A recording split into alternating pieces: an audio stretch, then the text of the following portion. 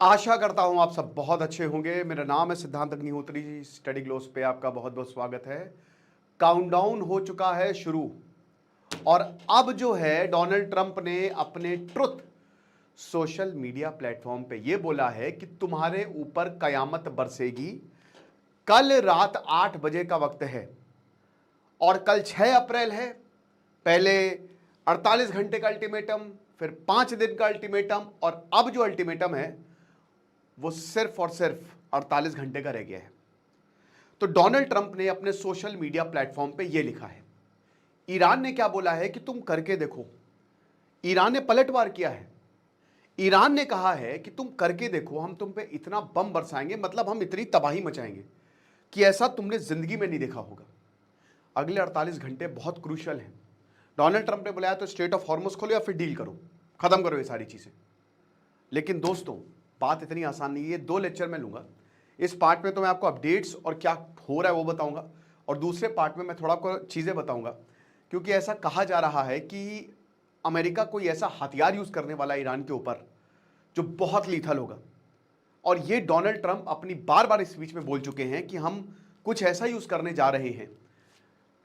अब देखिए, कल F-15 गिरा, पायलट मिल गया। डोनाल्ड ट्रंप ने ये कहा है कि भाई we have recovered the pilot successfully, और हमने पायलट को रिकवर कर लिया है और रेस्क्यू मिशन जारी है। तो ईरान के पास अब पायलट नहीं है। अच्छा, एक और चीज, जिस पायलट, जैसे एक तो ऑलरेडी रेस्क्यू हो गया था, दूसरे पायलट जो रेस्क्यू होना था, उनकी मदर ने ट्वीट लिखा कि आप प्रे करिए कि मेरा बच्चा जो है वो सेफ हो। क्रक्स यही था। ईरान ने उस पर रिप्लाई किया और क्या शानदार रिप्लाई था। ईरान ने पता क्या बोला?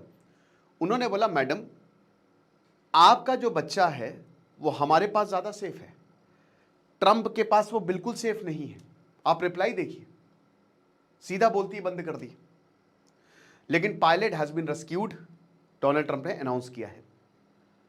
Israel, the countdown starts. एक आईडीएफ का सोल्जर ऑलरेडी जान गंवा चुका है अपनी सदर्न लेबनान में। चीजों पर हम नजर डालेंगे, लेकिन उससे पहले बता दूं, एक दिन और आज के लिए हमने ये एक्सटेंड कर दिया है, तो आप इन कोर्सेज को अवेल कर सकते हैं। ये जितने भी prompt engineering, graphic designing, YouTube, 20+ AI tools, तो डिस्क्रिप्शन कमेंट बॉक्स में लिंक है। एक सर्टिफिकेशन कोर्स है। अब बड़ी बात यह है कि देखिए, Israel is watching. United nation ये कह रहा है कि सर बमबारी बंद करिए। ट्रंप से उन्होंने आग्रह किया है क्योंकि न्यूक्लियर रीक का खतरा है। यही ईरान ने भी बोला, इस पर भी मैं अलग लेक्चर लूंगा। रशिया ने ऑलरेडी मास इवैक्यूएशन शुरू कर दिया है। न्यूक्लियर रिस्क दोस्तों बढ़ता जा रहा है। अब डोनाल्ड ट्रंप का ये कहना, 48 घंटे तो करेंगे क्या? देखिए, डोनाल्ड ट्रंप का कहना है कि तुम्हारे ऊपर कयामत बरसेगी, और ईरान का ये कहना है कि gates of hell will be open. कयामत छोड़ो, हम तुमको बताएंगे कि नर्क के दरवाजे, नर्क में होता कैसे है। नर्क से याद आया, कुवैत पे इतना हमला किया है ईरान ने, इतना। उनका डीसैलिनाइजेशन प्लांट, पूरा गल्फ जो है वहां तो समुद्र है, नदी है नहीं, तो पूरा डीसैलिनाइजेशन प्लांट पे, अब ये नदी मतलब ऐसा नहीं कि एक भी नदी नहीं है, मैं बता रहा हूं कि वहां पे फ्रेश वाटर की किल्लत है।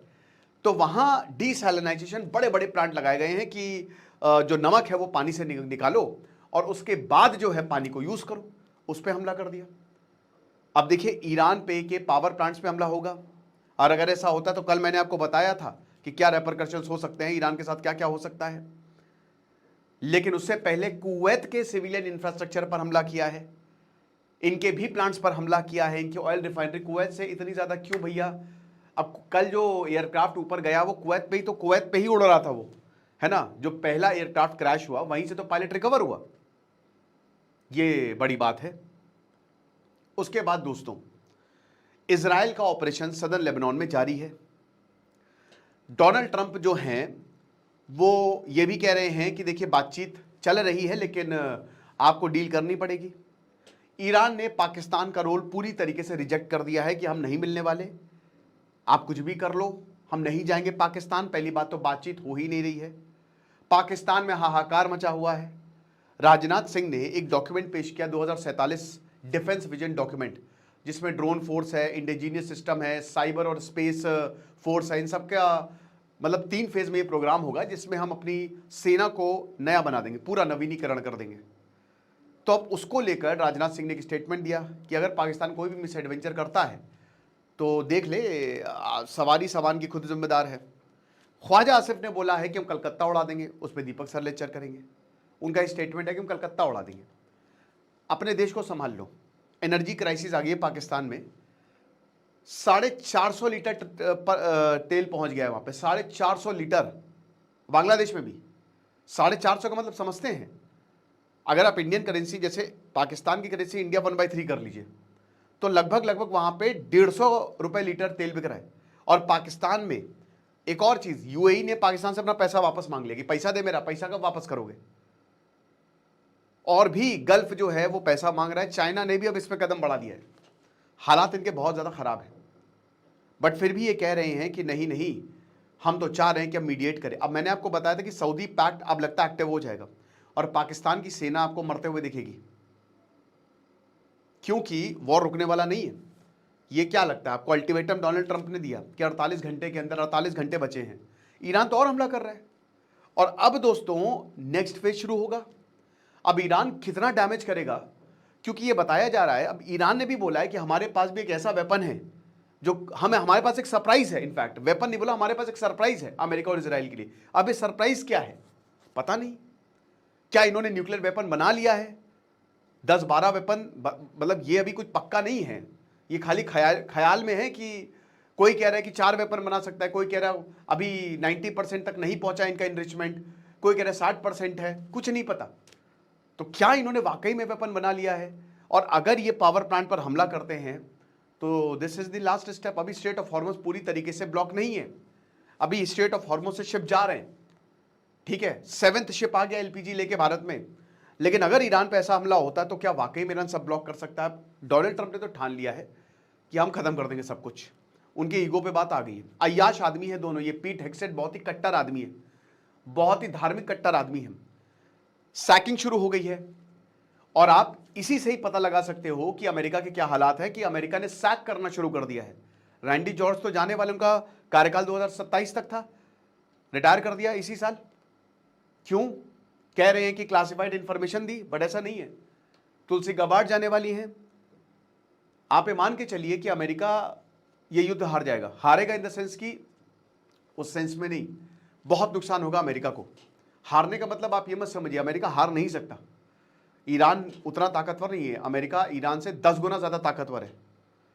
लेकिन जो जिस तरीके से ईरान की इंटेंसिटी है लड़ने की, बहुत मुश्किल है। इसराइल के अपने मंसूबे हैं, वो लड़ने के लिए ही बने हैं। यहूदी पिट पिट के बहुत ताकतवर हो गए हैं, तो उनको बिल्कुल फर्क नहीं पड़ता। बेंजामिन नेतन्याहू बोल रहे कि हम तो आखिरी दम तक लड़ेंगे जब तक हमारे टारगेट अचीव नहीं होंगे। बट सबसे बड़ी बात यह है कि ये जो 48 आवर्स का अल्टीमेटम दिया है और ये कल खत्म हो रहा है, इसके बाद क्या होगा भगवान ही जाने। क्या डोनाल्ड ट्रंप वाकई में हमला कर देंगे? अब मैंने आपको कल बताया था कि इसके लीगल रेपरकशन बहुत होंगे। अभी तक कोई भी देश जो है, कोई भी नेटो से निकलने की बात कर रहे हैं, नेटो से निकलने की अमेरिका बात कर रहा है। सबसे ज्यादा अमेरिका ही कंट्रीब्यूट करता है। किसी देश ने भी मदद नहीं किया डोनाल्ड ट्रंप की, अपना एयर स्पेस तक नहीं दिया। और सबको पता है कि ये पागल आदमी है। ये इंसान जो प्रेसिडेंट बना है, अब अमेरिका की जनता ने इसको प्रेसिडेंट बनाया है। इनडायरेक्ट इलेक्शंस हैं, बट डायरेक्टली तो जनता ही इन्वॉल्व है। अब भुगतो। और अमेरिका की जनता अब देख रही है, इनकी अप्रूवल रेटिंग लगातार गिरती जा रही है। और इनको भी पता है, इनको लग रहा है कि अगर हम ईरान को खत्म कर देंगे तो लोग बहुत खुश हो जाएंगे। तो हालात बहुत खराब हैं। अब ये कैसे होगा, स्टेप बाय स्टेप मैं बताऊंगा अगले लेक्चर में। बाकी आपको क्या लगता है आप मुझे कमेंट बॉक्स में बताइएगा। खुश रहिए, पढ़ते रहिए। दिस इज सिद्धांत अग्निहोत्री।